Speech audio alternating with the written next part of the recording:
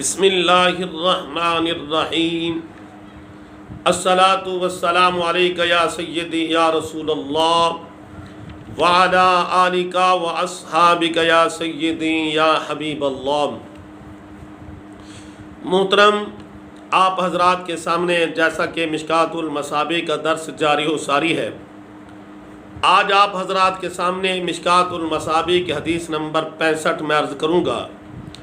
آپ دوست احباب جیسے پہلے محبت فرماتے ہیں اسی طرح محبت فرمایا کریں، دوست احباب تک پیغام مصطفیٰ صلی اللہ علیہ وآلہ وسلم ضرور پہنچایا کریں، اس سے آپ کو بھی استفادہ حاصل ہوگا، دوست احباب کو بھی، آپ کو بھی ثواب ملے گا، دوست احباب کو بھی، فقیر کو بھی فائدہ ہوگا، کیونکہ دین کا پیغام مصطفیٰ امت مصطفیٰ تک پہنچانا علماء کے ذمہ ہے۔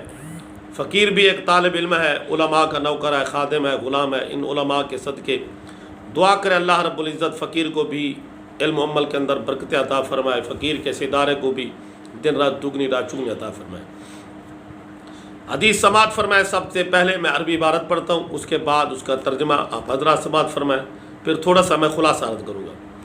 وعن جابر قال قال رسول اللہ صلی اللہ علیہ وسلم ان ابلیس یدعو عرشہ علی الماء ثم یبعث سرایاہ یفتنون الناس فادناہ منہ منزلۃ اعظمہم فتنۃ یجیء احدہم فیقول فعلت کذا وکذا فیقول ما صنعت شیئا قال ثم یجیء احدہم فیقول ما ترکت حتی فرقت بینہ وبین امرأتہ قال فیدنیہ منہ ویقول نعم انت قال الاعمش اراہ قال فیلتزمہ رواہ مسلم۔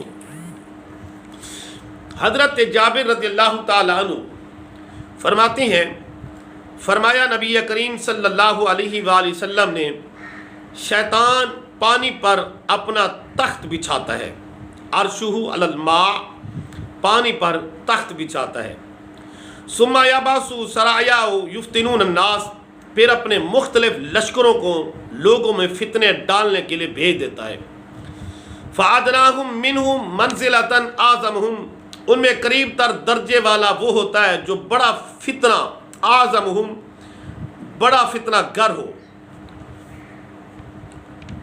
يَجِيُّ أَحَدُهُمْ، ان میں سے آ کر ایک کہتا ہے میں نے فلاں فلاں فتنہ پھیلایا، فیقول فعلت کذا و کذا، میں نے اس طرح کیا، فیقول ما صنعت شیئا، ابلیس کہتا ہے تو نے کچھ نہیں کیا، قال ثم یجیء احدہم، پھر دوسرا آ کر کہتا ہے میں نے فلاں فلاں کیا ہے، فیقول ما ترکت، کہتا ہے میں نے اس وقت تک نہ چھوڑا، حتی فرقت بینہ و بین امراتی، جب تک اس میں اور اس کی بیوی میں جدائی نہ ڈال دی، قال فیدنیہ منہ، تو ابلیس اسے اپنے پاس بٹھا لیتا ہے، اپنے قریب کر لیتا ہے، ویقول نعم، کہتا ہے تو بہت اچھا ہے، تو نے بہت اعلیٰ کام کیا ہے، قال الاعمش اراہ، تو اعمش فرماتے ہیں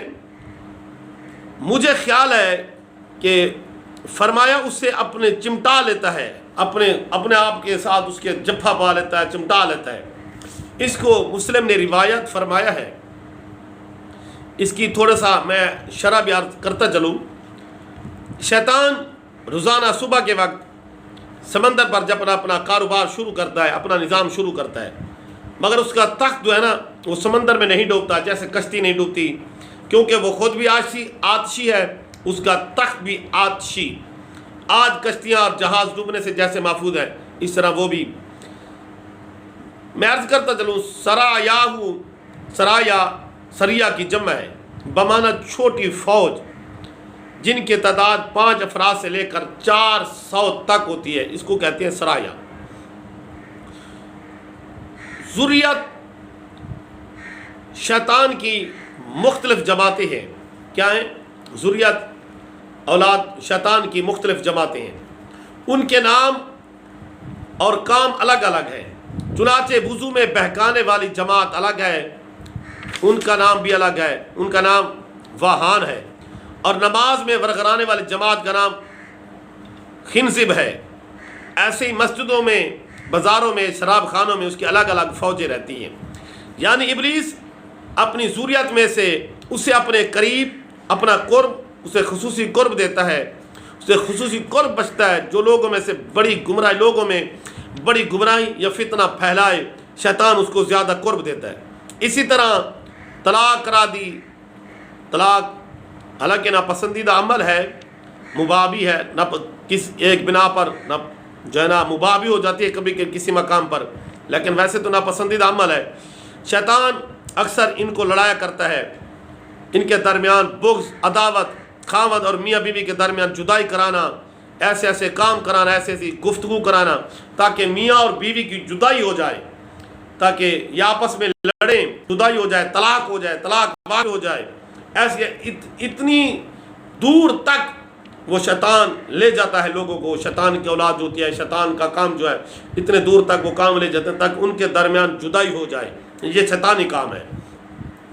پھر اس حدیث سے دو مسئلے واضح ہوئے۔ ایک یہ کہ جو شخص ناحق زوجین میں جدائی کی کوشش کرے، وہ ابلیس کی طرح مجرم ہے۔ اس سے وہ عامل جو لوگ عبرت حاصل کریں جو تفریق زوجین کے لیے تویزات، عملیات کرتے ہیں۔ دوسرے یہ کہ حضور صلی اللہ علیہ وسلم کی نگاہ سے ابلیس وغیرہ کوئی چیز چھپی نہیں، آقا کی نگاہ سے شیطان ہو گیا، شیطان کے کام ہو گئے۔ رسول اللہ صلی اللہ علیہ وسلم کیوں نہیں، کوئی چیز نہیں چھپی، کیونکہ ظاہر یہ ہے کہ حضور مشاہدہ و ملاحظہ فرما کر یہ سب کچھ فرما رہے تھے۔ آقا یہ منظر دیکھ کر، شیطان کے یہ کام دیکھ کر خود ارشاد فرما رہے تھے، یہ کام شیطان کے ہیں، شیطان یہ کام کرتا ہے، یہ کام کرتا ہے، اس کا تخت ہے۔ رسول اللہ صلی اللہ علیہ وسلم نے ہر چیز ملاحظہ فرما کر اپنے غلاموں کو بتایا، اپنے بارگاہ میں بیٹھنے والوں کو بتایا، اپنے پاس جو قریب تھے آپ کے ان کو بیٹھ کے بتایا، ان کو درس دیا کہ شیطان کے یہ کام ہے، یہ کام شیطان کرتا ہے۔ اسی طرح میں کہا کرتا ہوں، حالات کے تقاضے کے اندر اکثر پیروں کے اندر یہ کام چلتے رہتے ہیں۔ اگر پیر تلاش کرنا ہے تو میں کہتا رہتا ہوں غزالی زماں ورگا ہو، پیر وہ جو شریعت کا پابند ہو، اصول قاعدہ و قانون کا پابند ہو، جو شریعت کا پابند ہوگا، اس کا تعلق یا رب کے قرآن کے ساتھ ہوگا یا فرمان مصطفیٰ کے ساتھ ہوگا۔ میرا دوست احباب، میں کہتا رہتا ہوں اپنا اگر مرشد تلاش کرنا ہے، رہبر تلاش کرنا ہے، تو پھر اللہ نے تجھے بھی دماغ بھی دیا ہے، اللہ نے تجھے دل بھی دیا ہے، دیکھ کر تلاش کر اس کے اندر کیا خوبی ہے، کیا خامی ہے، اس کو تلاش کر جس کا تعلق قرآن کے ساتھ ہو، حدیث کے ساتھ ہو، نماز کے ساتھ ہو۔ یہ میرا پیغام مصطفیٰ جو میں نے آپ حضرات کے سامنے پیش کیا، رسول کریم صلی اللہ علیہ وسلم کا فرمان، یہ اپنے دوست احباب تک پہنچانا ہے۔ فقیر کے لیے بھی خاص دعاؤں میں یاد رکھنا ہے، فقیر کو بھی انشاءاللہ العظیم جن کی باقی رہی تو ملاقاتیں باقی رہیں گی۔ وعلیکم السلام ورحمۃ اللہ وبرکاتہ۔